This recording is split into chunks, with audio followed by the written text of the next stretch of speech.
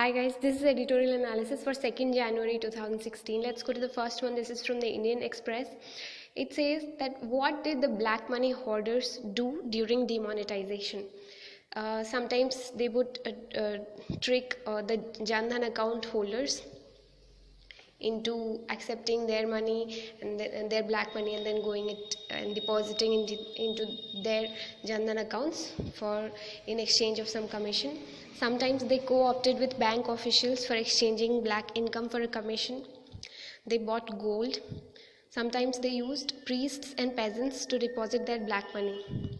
The author suggests some measures what we can do to make the process of demonetization more meaningful in our country. He suggests 10 measures. First one, he says, make sure that the cops carrying out these operations are honest. Give exemplary punishment to corrupt RBI officials, bankers, bureaucrats, businessmen, Jan Dhan account holders, etc. Second, award whistleblowers with, let's say, 1% of the black income unearthed. Third, follow accounts that show abrupt increase in deposits. Fourth, fix upper limit for cash transactions, let's say 20,000 rupees. Fifth, rationalize taxes on properties and stamp duties. Sixth, bring agriculture, which has become a loophole for black money, under the net of taxation with a high exemption limit of let's say rupees 7.5 lakh. Eighth, direct benefit transfer of government subsidies directly into the accounts of the beneficiaries. That would be the seventh, direct benefit transfer.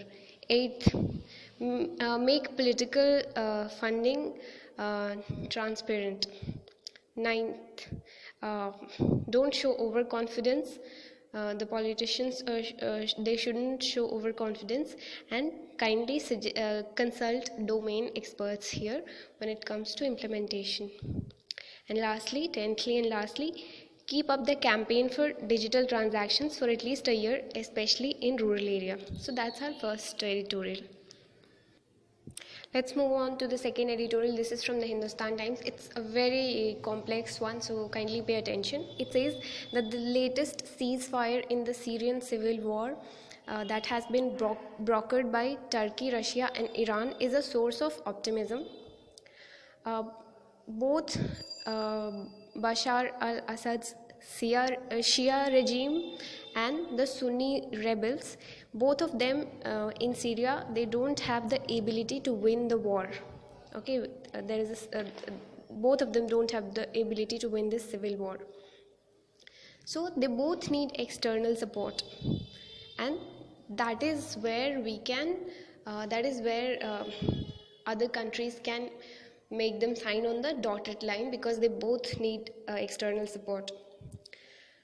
So what Russia has done is that it has brought the Sunni rebels' important backer Turkey on board the peace process. So the rebels have lost, as of now, they have lost Turkey's support.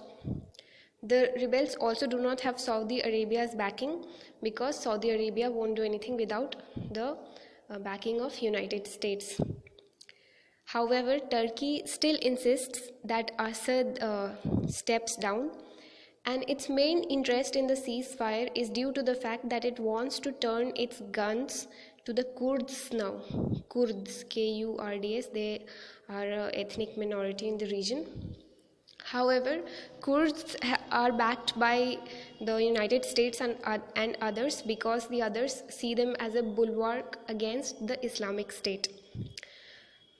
So this, in future, what will happen is that if Turkey cannot pull its guns against Kurds, what it will do is that it will pull its rug from under the ceasefire, and so that will sort of dismantle the whole peace process again. So we'll have to see what happens in the future. As of now, the President-elect of the United States, he does not support further US intervention in the region. And the most important issue here is that the most important issue that needs to be addressed right now here is that the Sunni sense of marginalization that anchors the support for ISIS, and it triggered the anti-Assad rebellion. That issue needs to be tended to first. That is the most important issue here. So that is one editorial from the Hindustan Times. Let's move on to the third editorial. This is from the Indian Express. It says that the Union Cabinet has proposed setting up of a permanent tribunal for interstate water disputes resolution. It will subsume all the existing tribunals under Article 262 of the Constitution. I'm not going to elaborate on that article. You're supposed to do it from your polity syllabus. It's given very well in Lakshmikant under that whole interstate relation chapter. The work that is being done by these tribunals, it cannot be done by the Supreme Court because Article 262 bars the Supreme Court's jurisdiction on such issues. And the status quoism of the Interstate River Water Disputes Act 1956, that status quoism has also not proven to be much effective. So this is where this permanent tribunal comes into play. It's sort of a permanent avenue and it does not contravene the Constitution also. However, it is bound to face certain problems in the future if it comes into existence at all. And the problems such as political crisis, like the ones we have witnessed recently in Kaveri and Ravi Bias case, problems like states disobeying the tribunal or the Supreme Court orders, problems like the fact that Supreme Court has recently said that it indeed in fact has jurisdiction on such issues through special leave petitions. So that is our third editorial. In general current affairs, I just read that Lieutenant General Bipin Rawat, he has taken charge as the Chief of Army Staff. So that's it for 2nd January 2017. Yes. Thank you.